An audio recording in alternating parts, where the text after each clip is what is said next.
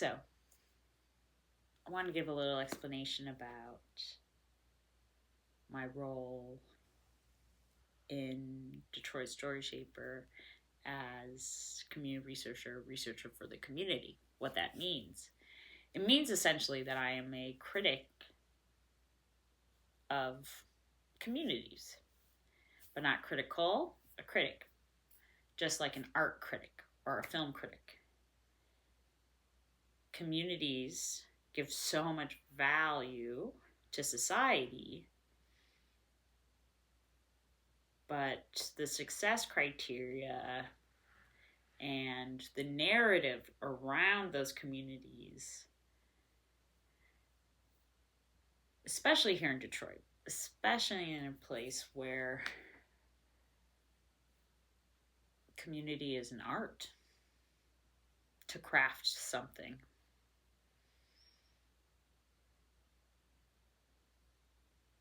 Communities here are porous, which means they're organic. And this, to me, also lends itself to, restaurant critic. Like there's something here that's needed, especially let me tell you this way. My job now, I believe, yes, from my experiences living overseas, but also from the fact that I put my resume with all of my community activities, my community projects.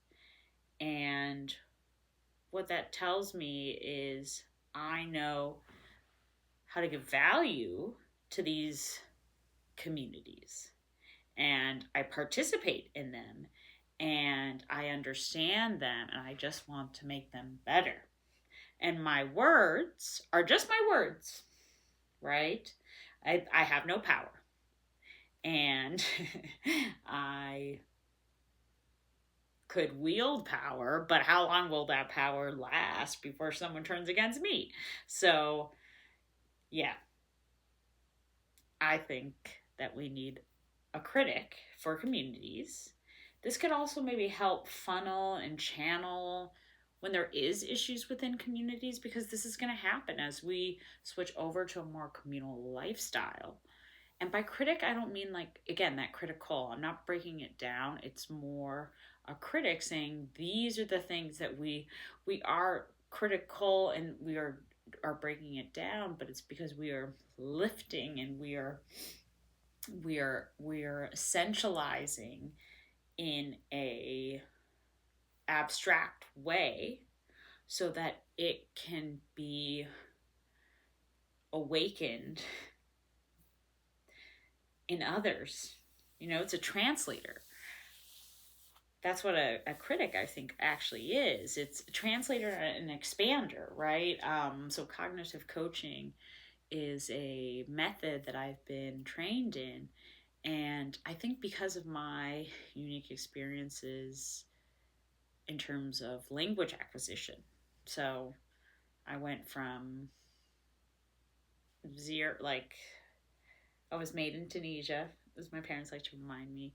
Then my mom moved back in in March before I was born, and she lived in and moved back to America, so English.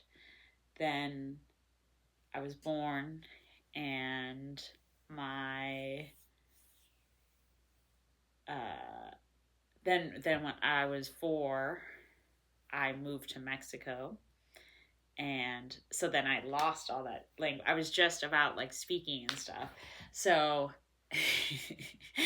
but I picked up Spanish fairly quickly. So I kind of went through this whole process of language expansion, and then losing all my language, then expansion, then losing all my language.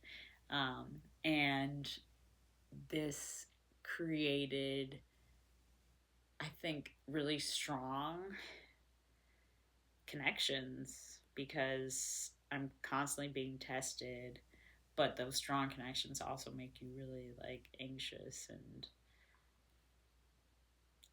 I say, unsafe, which I know did strike a chord or was an arresting thing to say. And I know that because other people have reacted that way when I've said it. I don't mean, I'm kind of a hypocrite when I use it, but I think I mean flight, like fight or flight, right? And when you live overseas or when you move around so much, and you live in so many different countries, you rely on yourself. I don't even know how to, this is the only life that I've ever known. It's more different now to be here. And I think the culture shock is recognizing that I don't want to go anywhere. I want this to be permanent. And how do I make that happen? I think I'm letting go of some of that again.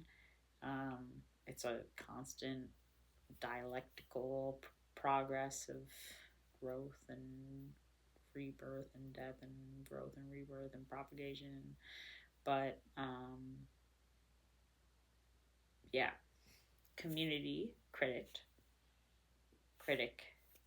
Wait, no, let's try that again. Community researcher for the community. I'll give you an example. Tonight, art night. It was started. Let me try that again. Let me give you an example. Tonight, I went to art night. And that is a community of artists. Their location headquarters or their lighthouse is at the Russell. Not really a lighthouse. Their studio or the studio. Art night. Let's try that again. So, hello.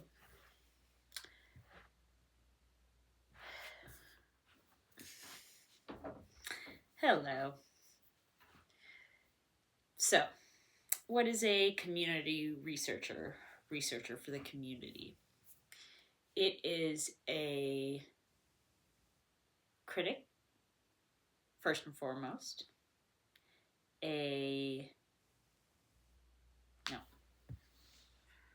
That's what he latched on to. He latched on to the anthropologist should not be, when I say community researcher for the community, I said it was indigenous and that it is, comes from, or that, oh my God. Okay.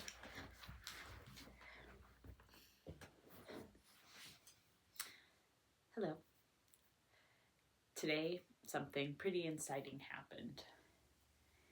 And I want to share that experience and harness this present moment in a way that focuses on the material culture and conditions in order to determine future pathways, but also use in the future to then regenerate that future pathway. So today, for some reason, usually I could take the back of the restaurant, but for some reason I took the front when I was given a choice. Then, I've been meaning to bring my business cards, and I finally brought some of my business cards today. I very nervously put them in the display right by the register. Then shift goes on, fairly normal, and then I look over and I have a one top at 8A, which is at the front, and it's man on his own. It's got a big magazine, very nicely dressed, very all black, very sharp, and very, I can just tell that the clothes themselves are from different places, or the way that it's styled, or the way I, I see a little pattern. But I didn't really think too much of it. I wasn't sure. It looked good, too. Fancy. Then he was writing in a notebook. So he ordered him boozy. He said it very close to almost correct, with coconut rice, I believe. And then he had a giant magazine. It looked like a Life magazine. Maybe not giant, but it was like the size of a Life magazine. He had a pen, and he had a little yellow notebook that he was writing in different ways. It was foldable and flexible, the notebook. He had glasses, took them off. I believe, maybe I'm embellishing now, but he stayed for a little while. He definitely was doing some sort of work. I couldn't tell. For me, looking at it, it looked like my type of work, in terms of it's always working, always on vacation. A mantra I need to embed. Well, that's a mantra I feel when I'm doing Detroit Story Shaper work. I feel like I'm always working, always on vacation. Art Night Tonight, which is a community that I research for the community, which I think is the connection that I'm going to make with Mr. Morris, is I think I'm a critic. How can I be a critic in an employable way? Or something like that about communities. That's what I do. I analyze, because the thing is, communities often intentionally, like art, maybe that's it, art and community are very similar. So communities can't just derive value from profit or whatever. And also, like, perhaps there's too fleeting of a, anyways, I'm digressing. So once I realized, I kind of made this connection in my head. I looked him up on my phone when I got a chance, and I actually had 2 customers that I know who told me that I know, like, they're friends of mine, and I was talking to them, and I could tell that he was already getting his check or paying or talking to someone. I was like, no, don't go. And so then I ran over. Maybe he already paid. I can't remember. But, and I was talking to him, and I said, are you Wesley Morris? And then he said, yeah. And then I can't remember all that I said, but I said I've kind of focused first on the fact that I listened to him. I was so enthusiastic. I'm so excited. I still am. Listened to him in Hong Kong. And then, because, like, he had still processing Trump-related, not Trump-related, but, like, those eras were seismic shifts in American culture that I feel like I learned about through The Ringer, and through Grantland, and through Wesley Morris, and through Chris Ryan, and through Mallory Rubin, and through Juliet Littman. So that's embarrassing. No, that's not embarrassing. They're my community, right? Again, I didn't agree with everybody, but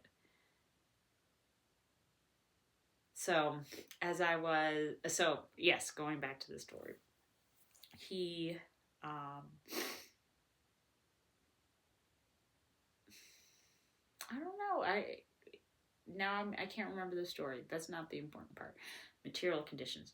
The things that he came up with. So yeah, past, present, future. This is where it'll be really helpful for me to use my tool, a past, present, future, in order to decipher the and it's cognitive coaching essentially what I'm doing, and also allowing for the truth to be revealed after the fact, right? After you make sense of it in some way. You have to process it. You have to craft it. You have to connect it. But yes, just so material. So things that he did or said or reacted to, that's what I have to really focus on. I said, can I give you my card? I ran and gave him my card. And then he tried to write on my card. His pen was yellow that he was trying to write on my pink card, and it wasn't really working. And then I sat down, and then he, because there was another table there, and I didn't really know if that was okay. But it felt important because he was, there's so many good moments that I felt. I said community researcher for the community. I don't know how I got to that. That's where he said, oh, I like that. And then he said, well, I want to write that down. And then he looked on the card. He's like, or is it on your card or something like that? I said, I don't know. He's like, wait, you don't know what's on your card? And which was a funny moment. But then he latched on to, I said something about safety. Because we got into, I've been in lots of different systems, living in so many different countries. And he came to that conclusion really quickly. Whereas, so that to me is like, there are certain ways of, anyways, another time. What I'm trying to do now, and I need more tools. I can't do it just in front of the camera. I'm trying to embody him. Well, I'm trying to do too much, basically. That's why the big wall. But, what was I going to say?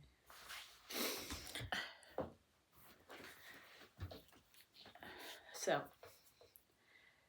today, something pretty inciting or spectacular happened.